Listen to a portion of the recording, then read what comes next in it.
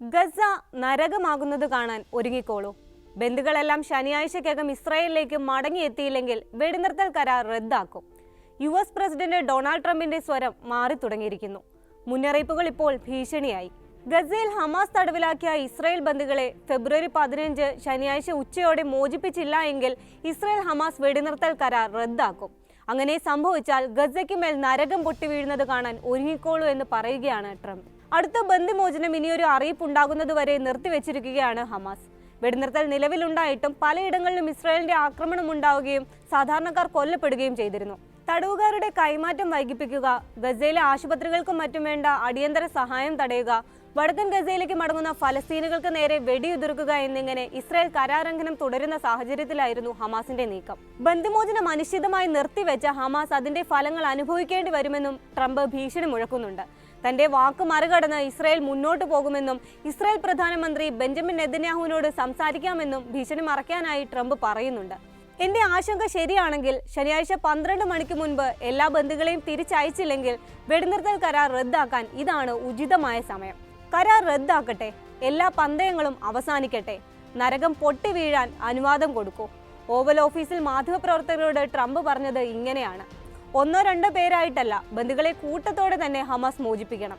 അവരെയെല്ലാം ഇസ്രായേലിന് തിരികെ വേണം. അല്ലെങ്കിൽ ഞാൻ പറഞ്ഞ നരകം എന്താണെന്ന് ഹമാസ് സ്വയം കണ്ടെത്തും. ബന്ദികൾ ഇപ്പോഴും ജീവനോടെ ഉണ്ടോ എന്ന സംശയവും ട്രംപ് പ്രകടിപ്പിക്കുന്നുണ്ട്. ബന്ദികളിൽ ഭൂരിഭാഗവും കൊല്ലപ്പെട്ടിട്ടുണ്ടാകാനുള്ള സാധ്യത കൂടുതലാണെന്നാണ് ട്രംപ് പറയുന്നത്. ഇവിടം കൊണ്ടും തീർന്നില്ല ഭീഷണി. ഗസയിൽ നിന്ന് ഫലസ്തീൻ അഭയാർത്ഥികളെ മാറ്റി പാർപ്പിക്കുന്നില്ലെങ്കിൽ ജോർദാനിലേക്കും ഈജിപ്തിലേക്കും സഹായം നിർത്തിവെക്കുമെന്ന് ട്രംപ് പറഞ്ഞു കഴിഞ്ഞു. ഇതിനെല്ലാം തുടക്കമെന്നോണം അവധിയിലായിരുന്ന സൈനികരെ തിരിച്ചു വിളിച്ച് ഗസ മുനമ്പിലേക്ക് അയച്ചിരിക്കുകയാണ് ഇസ്രായേൽ. ബന്ദികളെ തിരിച്ചെത്തിക്കാത്തതിലും വെടിനിർത്തൽ കരാർ റദ്ദാക്കാനുള്ള നീക്കത്തിലും ടെല്ലവീവിൽ പ്രതിഷേധം ശക്തമാണ്. ഗസ കരാർ റദ്ദാക്കണമെന്ന അമേരിക്കൻ പ്രസിഡന്റിന്റെ ആഹ്വാനത്തെ തീവ്ര വലതുപക്ഷ രാഷ്ട്രീയക്കാർ ഇരുകൈയും നീട്ടിയാണ് സ്വാഗതം ചെയ്യുന്നത്. ട്രംപ് പറഞ്ഞത് ശരിയാണെന്നും നമ്മൾ തിരിച്ചുപോയി അവരെ നശിപ്പിക്കണമെന്നും ഇസ്രായേലിന്റെ മുൻ ദേശീയ സുരക്ഷാ മന്ത്രി ഇറ്റാമർ ബെൻഗ്വിർ പറഞ്ഞത് പല നേതാക്കളും ഏറ്റുപിടിക്കുന്നുണ്ട്. വെടിനിർത്തൽ കരാറിൽ പ്രതിഷേധിച്ച് നെതന്യാഹുവിന്റെ യുദ്ധമന്ത്രിസഭയിൽ നിന്ന് രാജിവെച്ച രാഷ്ട്രീയക്കാരനാണ് ബെൻഗ്വിർ. മാനുഷിക സഹായം പൂർണ്ണമായും നിർത്തിവെച്ചും വലിയ തോതിലുള്ള വെടിവെപ്പ് നടത്തിയും ഹമാസിന് മറുപടി നൽകണമെന്നാണ് ഇപ്പോഴും അദ്ദേഹത്തിന്റെ ആഗ്രഹം. ഏത് നിമിഷവും ഇസ്രായേൽ ബോംബുകൾ തലയ്ക്ക് മീതെ വന്ന് വീഴാമെന്നതിനാൽ കരുതിയിരിക്കുകയാണ് ഫലസ്തീനികൾ. വെടിനിർത്തൽ കരാർ കൂടുതൽ അസ്ഥിരമായിട്ട് കൂടി അഭയാർത്ഥി ക്യാമ്പുകൾ ഉപേക്ഷിച്ച് വടക്കൻ ഗസയിലേക്ക്, സ്വന്തം മണ്ണിലേക്ക് മടങ്ങിയെത്തുകയാണ് അവർ. കരാറിലെ ഏതെങ്കിലും ഒരു പോരായ്മ വീണ്ടും യുദ്ധമുണ്ടാക്കുമോ എന്ന ആശങ്ക ജനങ്ങൾക്കുണ്ട്. ഈ ഭീഷണികളെല്ലാം കാരണം മുൻ യുദ്ധത്തേക്കാൾ കഠിനമായ ഒരു യുദ്ധം പൊട്ടിപ്പുറപ്പെടുമോ എന്ന ഭയവും അവർക്കുണ്ട്.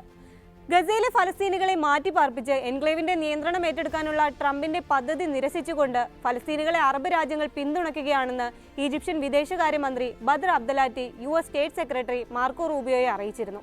US മിഡിൽ ഈസ്റ്റ് പ്രതിനിധി സ്റ്റീവ് വിറ്റ്കോഫിനെയും അബ്ദലാറ്റി ഒരു പ്രത്യേക യോഗത്തിൽ കണ്ടിരുന്നു. അവിടെയും അദ്ദേഹം ആവർത്തിച്ചത് സമാനമായ പ്രസ്താവനകൾ തന്നെയാണ്. ഗസയെ സുഖവാസ കേന്ദ്രമാക്കി മാറ്റാനുള്ള ട്രംപിന്റെ സ്വപ്നങ്ങൾക്ക് ഇവയെല്ലാം തടസ്സം തന്നെയാണ്. ഈ ഒരു സാഹചര്യത്തിലാണ് ഭീഷണിയുടെ സ്വരം ട്രംപിൽ നിന്ന് ഉയരുന്നത്. ഒന്ന് ദീർഘനിശ്വാസം എടുക്കാൻ പോലും അനുവദിക്കാതെ യുദ്ധഭീതിയിൽ മുന്നോട്ട് ജീവിക്കേണ്ടി വരുന്ന ഫലസ്തീനിലെ സാധാരണ മനുഷ്യരുടെ മുന്നിൽ ഇനി എന്താണ് വഴി? ഗസയിലെ കഠിനമായ കാലാവസ്ഥ താൽക്കാലിക കൂടാരങ്ങളിൽ അഭയം തേടുന്ന ഫലസ്തീനുകളുടെ ദുരിതം വർദ്ധിപ്പിക്കുകയാണ്. അടിസ്ഥാന സഹായങ്ങൾ പൂർണ്ണമായും ഇവിടേക്ക് എത്തി തുടങ്ങിയിട്ടില്ല. സമാധാനം എന്നത് ഇനി എത്ര അകലെയാണ്?